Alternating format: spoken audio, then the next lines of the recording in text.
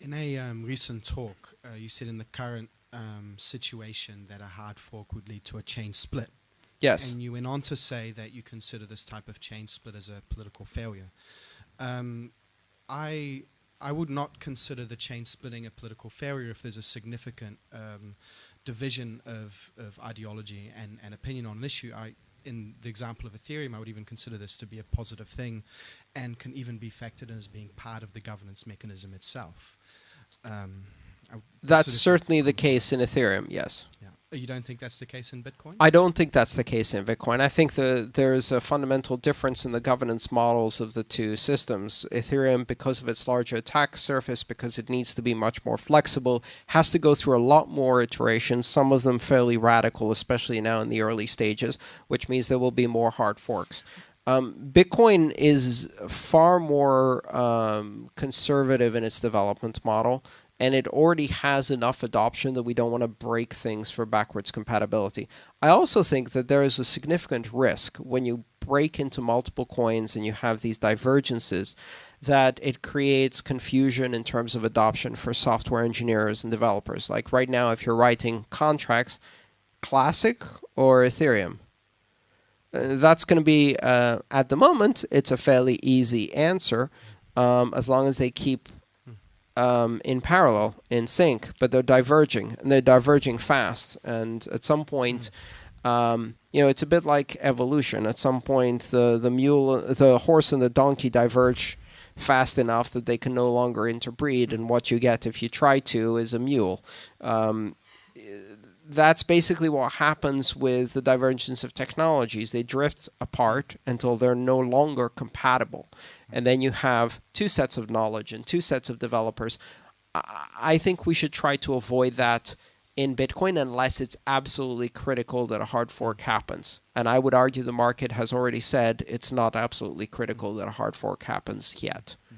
I suppose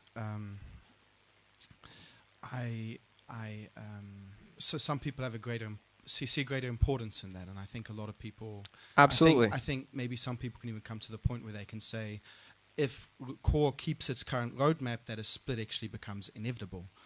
Wouldn't it be better to do this sooner as opposed to later? I think the market pressure to do it now isn't there.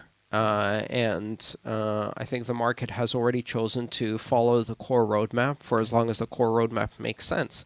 That's a fairly short lease to be on if you're... when we say core, what do we mean?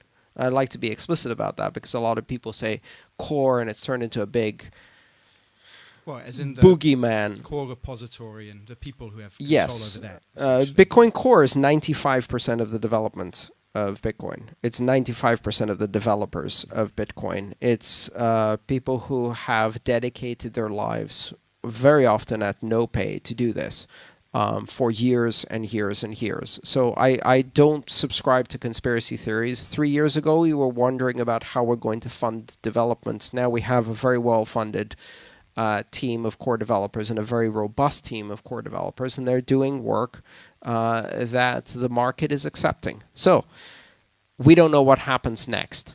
I'm interested to see. I think it would be politically dangerous to attempt to force a hard fork at this stage, but we'll see how it plays out. I, fortunately, don't have to make that decision. I think time will inform our theories very well. Right, exactly. And in hindsight, then we can see whether those theories were correct. And I can tell you that I often have to revise my theories. The first week after the Ethereum hard fork, I was like, oh, this seems to have gone very, very well.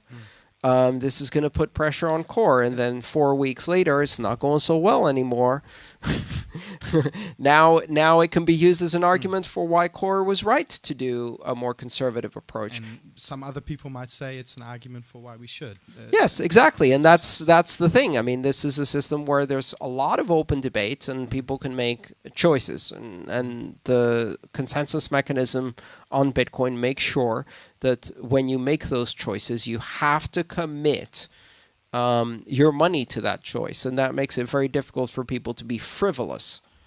People are not going to simply be voting just for a protest vote. In this case, you're talking about the miners on the network more specifically. But the no, not just the miners, the 5 constituencies of the consensus mechanism: miners, developers, merchant services, exchange services, and wallet designers. Okay. They all have to agree on what the core protocol is. If you have a network of miners who mine without transactions because the exchanges, merchants, and wallets stayed on the other chain, they're mining non-Bitcoin. One fortunate aspect of this mechanism is that investors at least don't have to make that choice, at least not immediately.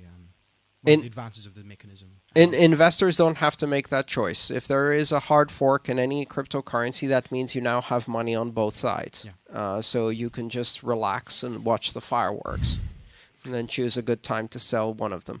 Thank you.